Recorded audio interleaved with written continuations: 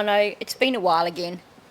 I apologise. Hopefully, now that things are getting back to normal in terms of my broken shoulder healing up and everything like that, just maybe I'll be able to start getting back to a regular schedule soon. Anyway, moving on. So, I love when I come across new channels, and this is what I found a while ago, which is another British couple who have moved to Australia. And as quite often is the case, they've done a culture shocks video talking about things that to them were a culture shock when they moved to Australia. Some of these surprised me. Some of them, even though I've heard about them before, still blow my mind. I just find it so unfathomable. I quite liked this video because it wasn't your standard boilerplate one that we get so often from just about every other channel. Now, as per usual, I will tag the channel and I will also leave the link to the video so that if you like what you see, you can hop over and subscribe to their channel, send a bit of love their way. They certainly look like they are putting out some good content, so definitely worth going and giving them a bit of love if you like what you see. Hi everyone, welcome back to another video. Today we're going to do another culture shocks because it was quite popular last time and we've been here a bit longer now. 5 months I think, is it? Yep. Yeah, so take it away, Annie. It's going to be a bumpy ride. Number 1, free public barbecues. So this is something which is absolutely incredible to have in Australia where the weather is absolutely stunning. So they actually have free public barbecues that anybody can use at any time. Often they're kind of sheltered, there's a lovely seating area. Sometimes they're by the beach as well or next to a kid's playground. So a lot of people have like kids' birthday parties there just completely for free apart from obviously the food. You don't have to pay at all. And there's always a tap. I know it sounds silly, but there's always a tap nearby, free water as well. Yeah, they're great. We have barbecues on them all the time. And obviously people might be like, do they get cleaned? You know, because other people are using them and they're kind of just out in the open, aren't they? But the council do clean them, however often. They always look really clean. Like we've never come across one that's a bit... No, around here they're really well kept, I think. Yeah, and we also use like a barbecue mat anyway, just in case, which are really good. It's always amazing when there's free stuff. Yeah, we're not sure if they do this in other states, so let us know. Yes. But yeah, in Queensland they're everywhere. You know, it's fascinating when you hear people talking about something that you've always taken for granted, that to them is actually a culture shock. For most Australians, I mean, as far as I know, these barbecues are in every state, and most of us take them for granted. Of course, used to be that you had to pay for them. I know in Tassie you used to anyway when I lived there. And of course they ended up reaching a point where gradually you didn't have to pay for them because people were vandalising them so much to get the coins, so it just wasn't worth it. And councils, rather than ripping them out, which they would probably do today, decided, well, what the heck, let's just make them free. So now free council barbecues pretty much all around Australia. I will say I was so relieved to hear them talk about using a barbecue mat because if you know, you know.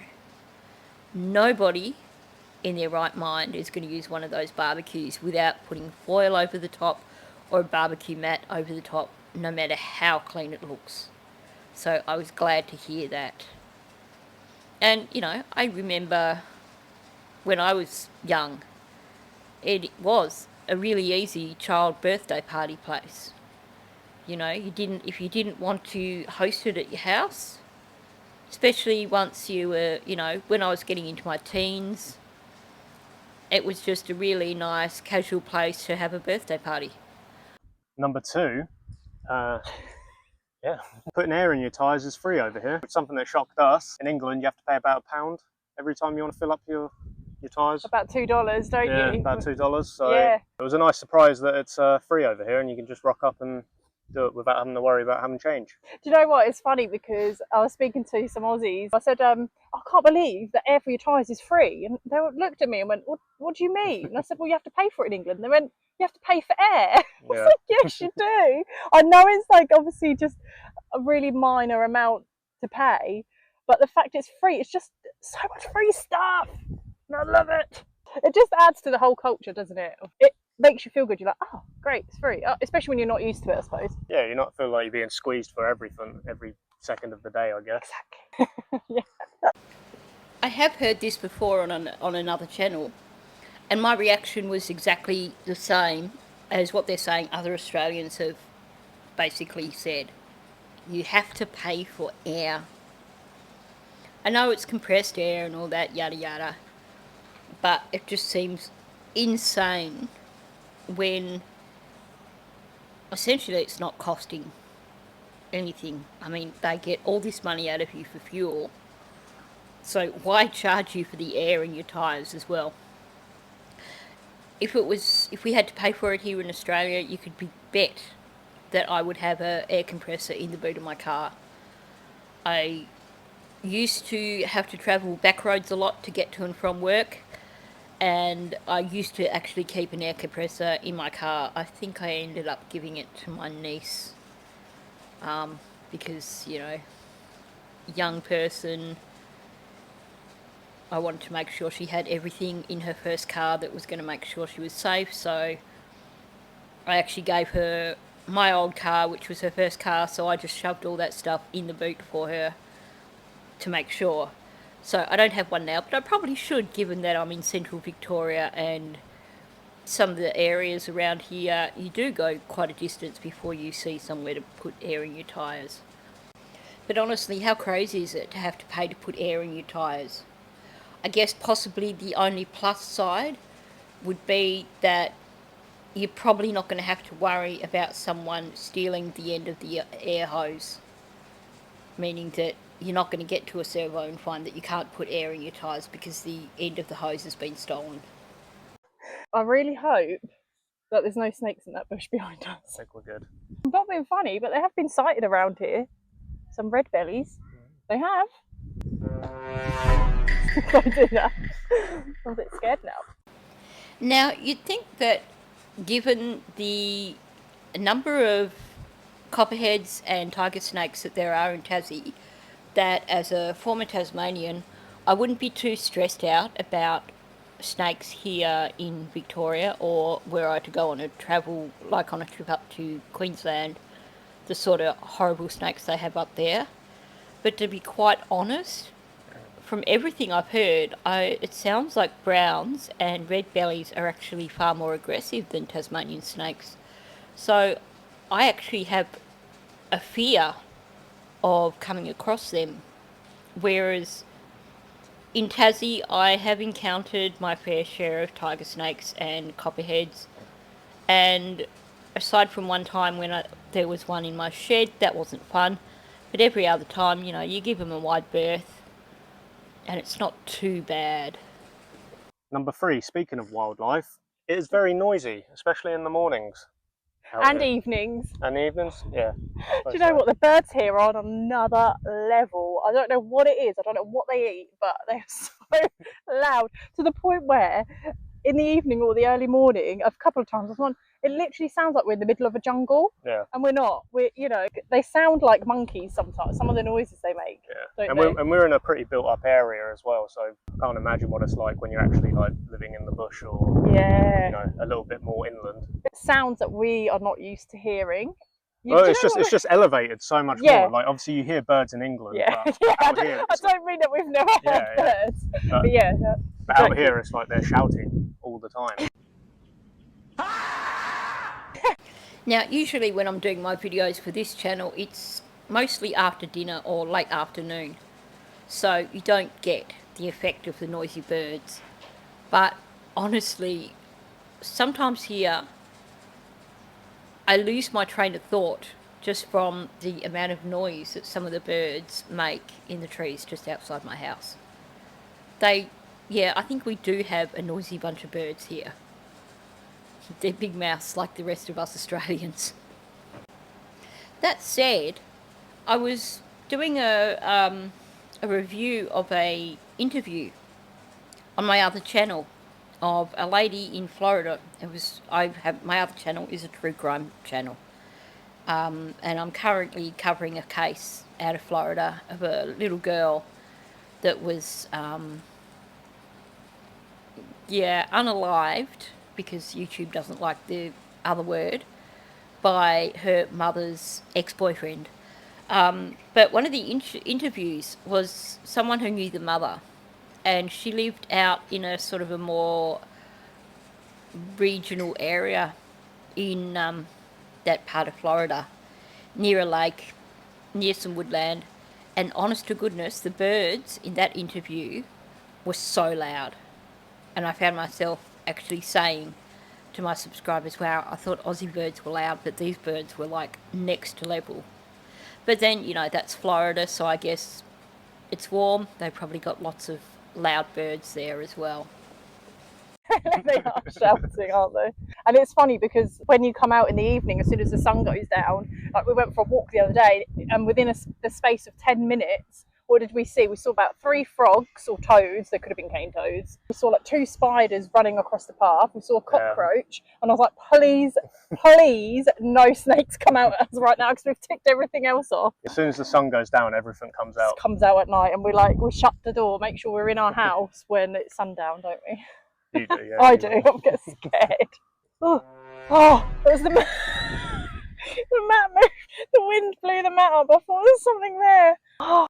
Okay, these guys probably don't want to watch Eat Venture vlogs, because Joe has this fascination with all sorts of Australian critters, including snakes, and quite often you see there's snakes and cane toads and spiders and stuff, and him doing a junior Steve Irwin kind of reaction to it.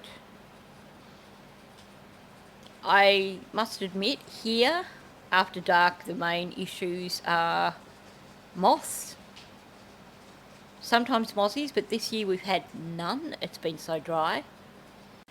And of course you get all the fruit bats flying over at around dusk. Not that they're anything to worry about. So, it's pretty harmless around here in Bendigo. I think we need to get away from this bush in a minute. Number 4, public holiday pay is a lot higher for retail staff, restaurant staff, bar staff, which is great. So any public holidays or bank holidays, if you're working on those days, generally depending on what sector you're in, but you get paid a lot more. The customers have to pay a little bit more. There's, I think, is it called a surcharge? Like a higher surcharge, everything gets added like 10-15%, I think, on top of the normal prices, and then that goes towards paying the people that are working that day. Which makes sense, because they don't get the day off. You get to enjoy it, and then they get compensated for. Yeah, it's a nice change. That holiday. Because in England, you don't really get paid much more for working specific days off. No. Or holidays. It's nice little thing. We love that, even though we're not in those sectors, but we're here for it. So, I gather that we must be one of the best paid countries in terms of holiday pay for casual staff.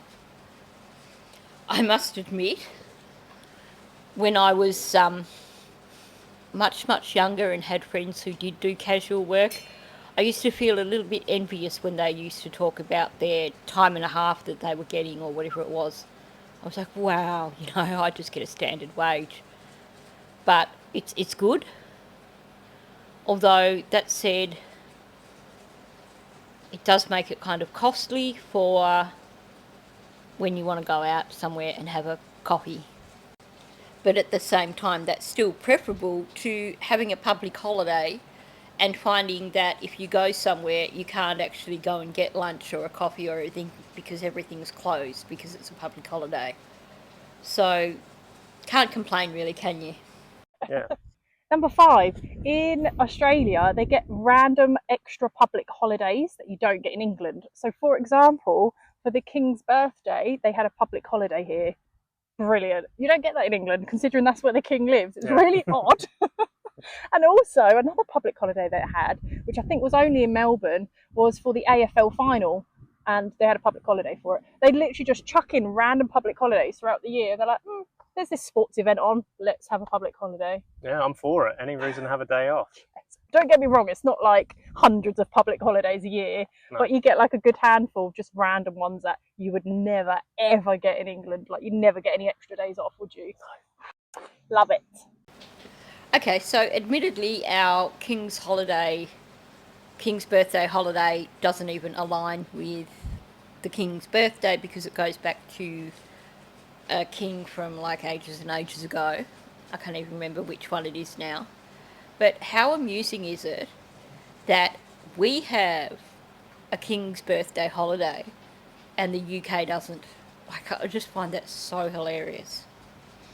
As for Victoria having a public holiday for the footy, I still can't get used to that.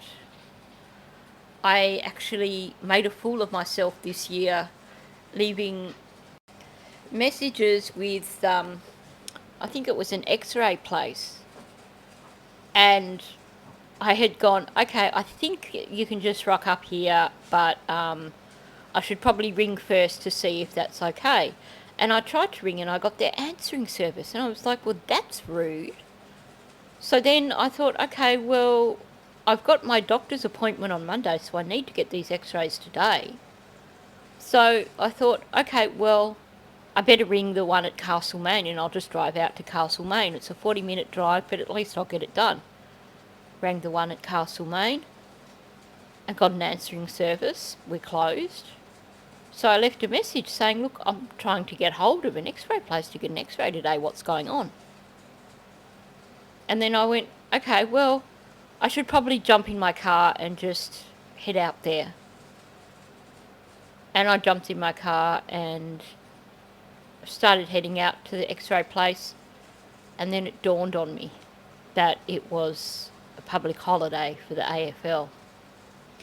And that's what, after 7 years now of living in Victoria, I just find it unfathomable. Like, it's just footy. Sorry, don't come at me. I know that there's probably a lot of footy lovers out there, but you know, it's a football game. Why are we the only state that does it? And why have a public holiday on a Friday when the game's on the Saturday? I don't know. Does my head in. Oh, what's that? No, that was like a big bee wasp. No. You know those bright orange wasp things? I'm going to be a bright orange wasp if you don't hurry. It's hot today. So hot. So she's just demonstrated a unspoken culture shock there for us, hasn't she? The whole, you see it so often with people who come to Australia who have not grown up around, well, in a country that has all these big, noisy things that fly around and fly in your face. And it seems like a lot of people that come here end up being a nervous wreck in the first 6 months because of all the things that are flying around and want to fly into their face, or even just sound really loud and scary. Whereas here in Australia, we're just so accustomed to it, we don't even notice most of the time. I will confess, I will do an interesting dance when there's a march fly around, because I hate the bites from those things. And I will do whatever I can to get those suckers and squish them before they can actually cause me pain. But for the most part, you know, most insects you just ignore. Number 6, another thing we've noticed when we've been to the beaches and stuff is people will just leave their belongings unattended, and they're not worried about people nicking them.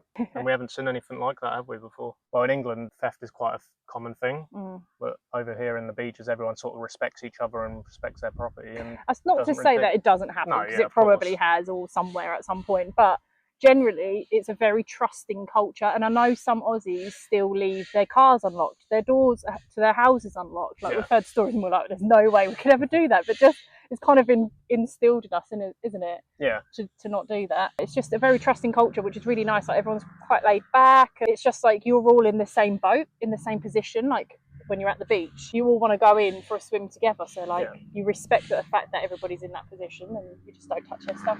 But at least around this area, we've noticed that it seems to be very sort of like you can leave your stuff and you don't necessarily have to worry. Yeah, it's nice. Yeah. It's nice. It's nice. Quite nice, actually. I think it depends where you are, doesn't it?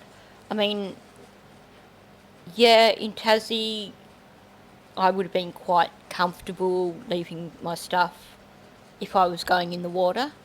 Although that said, I have dogs that love the beach, so if I go to the beach, then I'm not actually going to be going swimming. I'm just going to be paddling with the dogs, which means that usually I'm just going to carry my thongs with me and not leave anything up on the beach.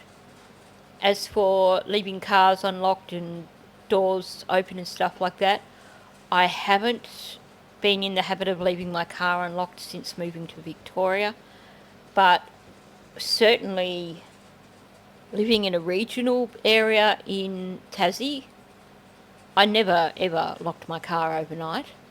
As far as locking front doors, back doors, in these warmer months, if one of my dogs needs to go outside during the night, my Kelpie Lab Cross is getting on a bit, so when she goes outside at night, she goes for a wander. Like in the backyard, obviously, no, not on the road or anything, just in the backyard. But she likes to take her time. And if she's woken me up through the night so she can go outside and she wants to take her time, then yeah, I'm just going to leave the back door open for her and go back to bed. And it doesn't bother me. It's nothing that I would ever worry about. I also very rarely lock my back door. And yet the sound in the background is my Chihuahua puppy. He's now almost 4 months old, and I think he wants someone to play with him right now because I put my shoes up out of reach so he can't chew them, so he has to find a playmate instead. Yeah, I rarely lock my back door, even if I'm going out. If the dogs are staying home, then I don't lock my back door. If I'm going somewhere and taking the dogs with me, then yes, I may lock the back door. But if I forget, I'm not overly bothered by it. Number 7. So the one thing we have noticed as well is the bin people. They have like these trucks that have like automated pickups, don't they? Yeah, we'll try and find a picture or a video. We always miss it by the time we get our phones out to try and film it.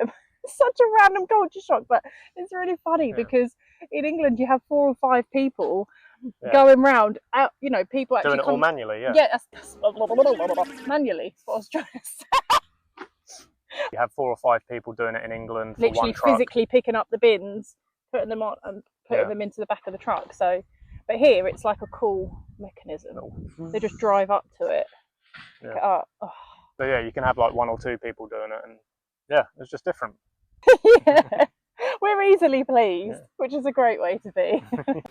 Now that was one that I hadn't come across before, and I found it really, really surprising because, I mean, God, we've had wheelie bins in Australia for forever. I can't remember how long it is that we've had them for. And it seems to me like it would be a major OH&S issue to actually have paid staff who had to tip the bins into the trucks. And not only that, it's going to increase the cost enormously. So, you know, councils probably don't care about that because they just put the cost back onto the ratepayers. But, I mean, I know the trucks are probably expensive to, you know, an initial outlay that's expensive. But at least then you're cutting back on wages and you're not paying out on workers' comp claims from people who've done their back in. So, yeah, I found that one really surprising. That said, it would be nice to live somewhere where you don't get woken up at 5 a.m. in the morning by the garbage truck. Number 8 is that there's no TV licence over here. You do not have to pay for a TV licence. You can just watch TV for free. Which I know, obviously in England you have to pay a TV licence. How much was it? Can you remember? It was between 10 and 15 quid, I think, a year. A year? I thought it was more than that. No, well, maybe, I can't remember. What's that, £140 a year? We'll look it up. We'll let you know. Oh, yeah, sorry, yeah, it might have been monthly, I'm thinking. You're thinking monthly. Yeah, but I think it's about £140, about $280 a year for a TV licence in England, which I don't understand it because you still get adverts. Yep. So surely that pays for it. But anyway, it's just something that's been ongoing for like decades, and everybody has to pay it, otherwise you get letters and like people knocking on your door saying you haven't paid your TV licence. But here, don't worry about it. It's not a thing. Why is it a thing? I don't know. I don't think anyone really gets it. But... No. Wow, that's something I did not know. Having to pay a TV license. Honestly, if I had to pay 300 and something a year for free to air TV, I wouldn't even bother. I mean, I barely use my television. If I'm watching something that's like, free to air stuff, usually I'm watching it on my iPad or iPhone, and it's usually a replay thing, but it's not worth paying for. I probably would only watch, at the moment, I have to confess, I do watch Australian Idol, and I've been going back over old episodes of Gilmore Girls, so yeah, I'm a dag. And I do like some of the movies that come up occasionally on SBS On Demand, and also the ABC iView. But honestly, most weeks I'd probably only watch a couple of hours of free-to-air TV. So, blow that. No, I mean, if you're going to pay that, why not just pay a subscription?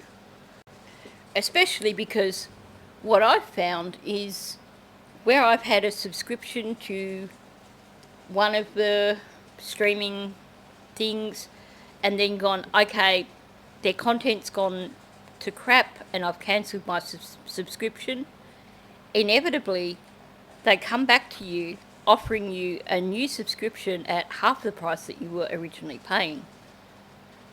Meanwhile, you've probably moved on to another subscription that, you watch that till you're bored with it and you cancel that and then you get the same thing again. So why would you want to pay for free-to-air TV? Like, a TV license, to me, that just sounds so insane. So that brings us to the end of this video. I thought it was just a nice short one, a nice fun one. And there were a few things in there that surprised me. A few things that I've heard before but still do my head in. I still can't grapple the idea of having to pay to put air in your tyres. I'm surprised they didn't bring up the fact that you don't have to pay to use public toilets here in Australia, because that's one thing that blows my mind when I see travel shows and people are in places in Europe and they actually have to pay to use a public toilet. I'm like, are you kidding me? But yeah, no, I thought that was a good video. I liked their style. So I'll be watching more of theirs, that's for sure. So on that note, I'll leave it at that. I'll be really curious to know your thoughts on this. Were there any things here that surprised you? Are there any things that you think could have been added to that list from your own personal experiences if you've travelled abroad and you're just aware of things that Brits might find surprising here in Australia? So, on that note, thanks for listening. If you are new to my channel, please subscribe.